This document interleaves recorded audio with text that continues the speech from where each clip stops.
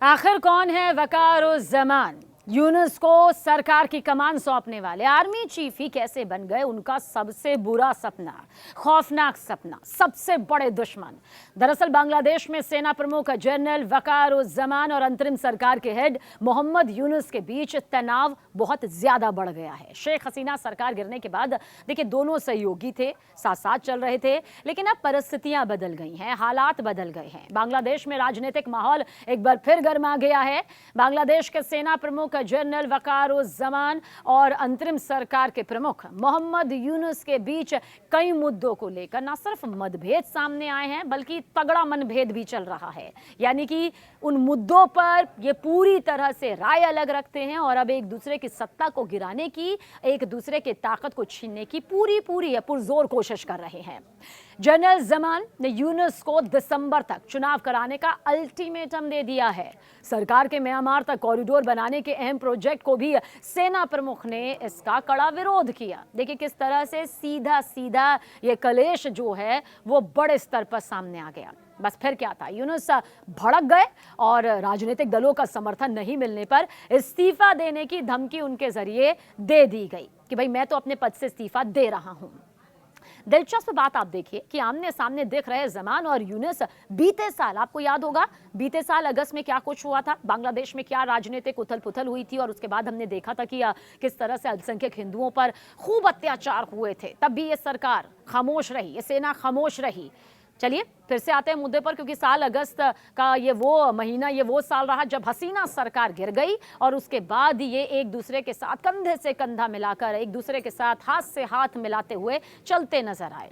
General ज़मान की रजामंदी से ही आपको याद होगा यूनुस को अंतरिम सरकार की ये पूरी ताकत मिली, लेकिन अब उनकी वजह से ही यूनुस को अपना सत्ता जो है वो खोना पड़ रहा है या फिर सत्ता गंवानी पड़ रही है। हालांकि भी गवाही नहीं है, लेकिन इस्तीफा यहां पर देना पड़ सकता है।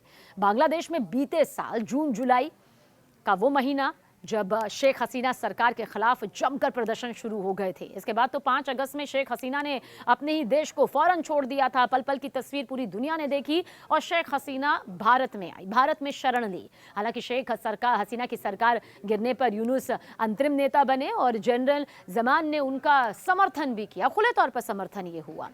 और इसके बाद यूनुस ने जहां चुनाव टालने की कोशिश की, वहीं जनरल ज़मान ने साफ किया कि इसी साल चुनाव हो, यानी कि अभी चुनाव होने चाहिए इसी साल। उनका कहना है कि देश का भविष्य सिर्फ चुनी हुई सरकार ही यहां पर तय करेगी। लेकिन आखिर कौन है जनरल ज़मान जिनकी ये बोली यहां पर नजर आ रही है, जिनके सामने बांग्लादेश की जो सरकार है उन्हें भी यहां पर झुकना पड़ सकता है? जनरल वकारुज़्ज़मान बीते साल जून में बांग्लादेश के सेना के प्रमुख बने थे। ये ऐसा वक्त था जब देश में शेख हसीना के खिलाफ छात्रों के आंदोलन की शुरुआत हो गई थी। ज़मान को 23 जून 2024 को 3 साल के लिए सेना प्रमुख के पद पर नियुक्त किया गया था और इसके बाद से ही बांग्लादेश की सियासत में उथल पुथल मची हुई है, जो थमने का नाम अब तक नहीं ले चुकी है। जनरल ज़मान की भूमिका पर सबकी नजर टिकी हुई है। साल 2066 में चलते हैं। दरअसल ये वो साल रहा, साल 1966 1966, जब ढाका में जन्मे जनरल ज़मान को सेना में काम करते हुए करीब 4 दशक हो गए। ज़मान ने दिसंबर 1985 में बांग्लादेश सेना को ज्वाइन किया। वो बांग्लादेश सैन्य अकादमी के 13वें BMA लॉन्ग कोर्स से स्नातक होने के बाद सेना में आए और लगातार बहुत ही खास पदों पर तैनात रहे, काम करते रहे, आगे बढ़ते रहे। आर्मी चीफ बनने से पहले वो बांग्लादेश सेना के चीफ ऑफ जनरल स्टाफ यानी कि CGS रह चुके हैं। जनरल ज़मान संयुक्त राष्ट्र शांति मिशनों में भी अपनी भागीदारी यहां पर निभा चुके हैं। इसका भी अच्छा खासा अनुभव उनके पास है। जनरल ज़मान ने नेशनल यूनिवर्सिटी ऑफ बांग्लादेश से दरअसल डिफेंस स्टडीज़ और किंग्स कॉलेज ऑफ लंदन से डिग्री ली है।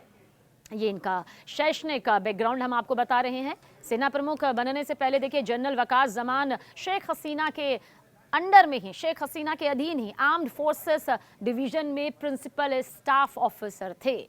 किसी को मालूम भी नहीं था कि ये सब तख्ता पलट होगा। जनरल ज़मान की पत्नी सरहनज पूर्व सेना प्रमुख जनरल मोहम्मद मुस्तफिजुर रहमान की बेटी हैं।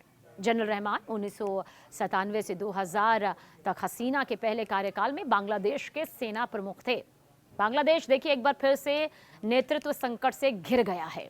ढाका की राजनीति संवेदनशील मोड़ पर आ खड़ी हुई है। देश की अंतरिम सरकार के प्रमुख सलाहकार और नोबेल पुरस्कार विजेता डॉक्टर मोहम्मद यूनुस अब खुद को बढ़ते दबावों के बीच घिरा पा रहे हैं। सेना प्रमुख जनरल वकार उस जमान की दो टूक चेतावनी है ये, जिसके बाद यूनुस इस्तीफा देने पर विचार कर रहे हैं। हालांकि प्लान बी की तैयारी में भी वो जुट गए हैं। कहा यह जा रहा है कि मोहम्मद यूनुस अब सत्ता में बने रहने के लिए सड़कों पर अपनी ताकत दिखाने जा रहे हैं। तो वही राजनीतिक गलियारों और सैन्य हलकों में उनकी जो मंशा है उसे लेकर गंभीर सवाल यहां पर उठने लगे हैं। इतना तय है कि बांग्लादेश पिछले दिनों में जिस तरह से भारत को गीदड़ भभकी दे रहा था, उसके मौलाना जिस तरह के विवादित बयान दे रहे थे, मर्यादाओं को लांघते हुए, और हिंदुओं पर जिस तरह से उनके घरों को, उनके मंदिरों को, उनकी जिंदगियों को निशाना बनाया गया है, अब तक ये सब कुछ संभला नहीं है। लेकिन बांग्लादेश के अंदर जो कुछ चल रहा है वो ये बताने के लिए काफ़ी है कि अभी इनकी आपसी जंग ही इन पर भारी पड़ेगी।